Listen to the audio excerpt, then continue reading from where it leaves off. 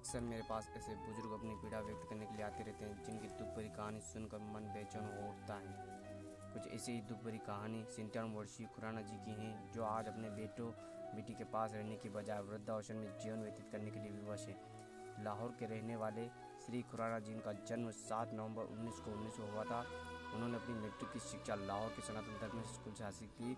आज़ादी से पूर्व 7 से 8 वर्ष उन्होंने लाहौर के सेंट्रल बैंक में नौकरी कि उन्हें वहां पर 40 रुपये मासिक वेतन मिलता था, परंतु इस राशि में भी वह बचत करने में सफल थे।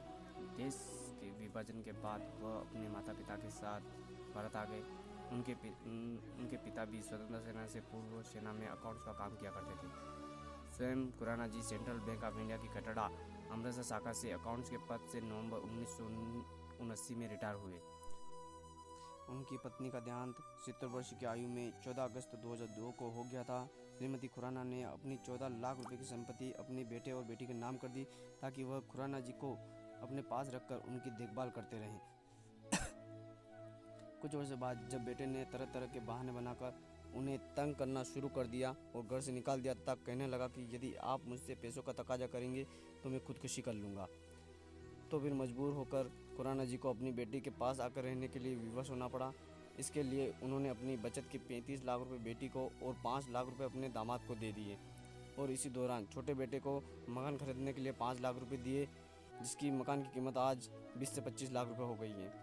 खुराना जी का कहना है कि उनकी रकम हड़पने के बाद बेटी और दामाद की नीयत भी बदल गई और उन्होंने तरह तरह के बहाने बनाकर उन्हें तंग करना शुरू कर दिया। उन्हें ज़रूरत की चीज़ें मिलनी बंद हो गई।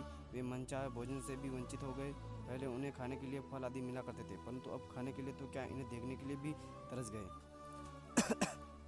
उनकी बेटी ने यहाँ तक कहना शुरू कर दिया कि आप घर की बातें बाहर करते हैं, हमें बदनाम करते हैं, इसलिए हम आपको अपने पास नहीं रख सकते।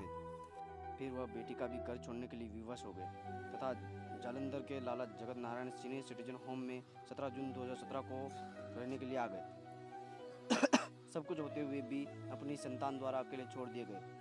श्री खुराना एकमात्र ऐसे बुजुर्ग नहीं है। समाज में आज न जाने कितने ही बुजुर्ग इसी प्रकार अपनी संतान के हाथों उपस्थित होकर एकाकी जीवन बिता रहे हैं। इसलिए माता पिता को अपनी संपत्ति की वसीयत तो अपने बच्चों के नाम अवश्य कर दे, परंतु इसे ट्रांसफर न करें।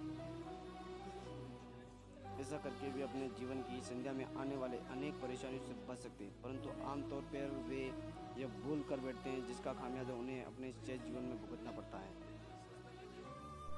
प्राचीन काल में माता पिता के एक ही आदेश पर संतानें सब कुछ करने को तैयार रहती थी, परंतु आज जब बुढ़ापे में माँ बाप को बच्चों की सहारे की सर्वाधिक जरूरत होती है, अधिकांश संतानें अपने बुजुर्गों से उनकी जमीन जायदाद अपने नाम लिखवाकर अपने माता पिता की ओर से आंखें फेर कर उन्हें अकेला छोड़ देती।